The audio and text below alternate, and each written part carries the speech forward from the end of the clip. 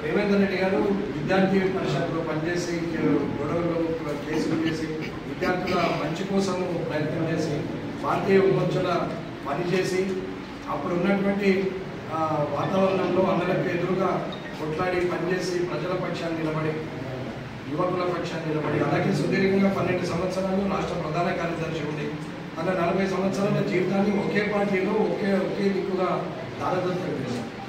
ఎవరి అభిప్రాయం ఎలా ఉన్నా భిన్నాభిప్రాయం ఉన్నా కానీ వ్యక్తిగా 40 సంవత్సరాలు ఒకే దగ్గర ఒకే పార్టీలో అలాగే నిశ్చితతోని ధర్మం కోసం దేశం కోసం పనిచేసినటువంటి వ్యక్తి. అలాగే ఎన్నోసార్లు కాంగ్రెస్ ప్రభుత్వం ఉంది, టీడీపీ ప్రభుత్వం వచ్చింది, తర్వాత కాంగ్రెస్ ప్రభుత్వం వచ్చింది, మళ్ళీ టీఆర్ఎస్ ప్రభుత్వం వచ్చింది, మళ్ళీ ఇప్పుడు కాంగ్రెస్ ప్రభుత్వం వచ్చింది. ఇన్ని ప్రభుత్వాలు వచ్చినా ఎన్ని అవకాశాలు వచ్చినా అధికారమే కావాలనుకుంటే అధికారమే లక్ష్యంగా అనుకుంటే పార్టీ మారేటువంటి పరిస్థితి ఎప్పుడూ ఉంటుంది.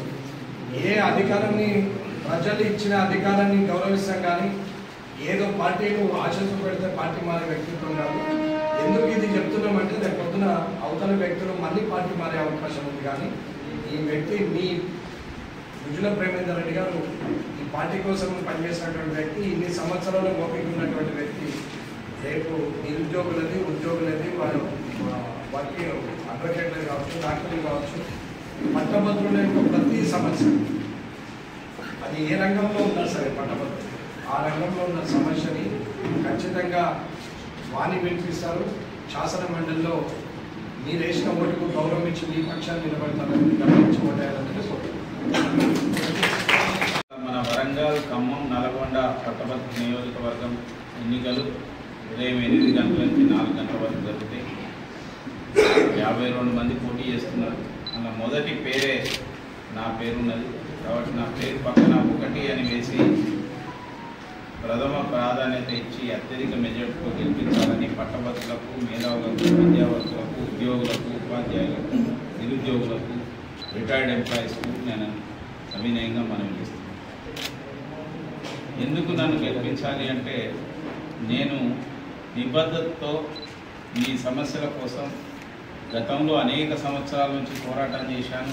యువజన విద్యార్థి యొక్క సమస్యలపైన, ముఖ్యంగా ఉద్యోగులు 317 జీవో పైన బండి సంజయ్ గారు దీక్ష చేసినప్పుడు నేను వారు కలిసి కూడా అరెస్ట్ అయినాం. అదేవిధంగా ఇవాళ 416 జీవోను రద్దు చేయవలసిన అవసరం ఉంది అనేది నేను సంపూర్ణంగా దానికి వ్యతిరేకంగా పోరాటం చేస్తున్న అందరికీ కూడా సంపూర్ణ మద్దతు తెలియజేస్తున్నాను.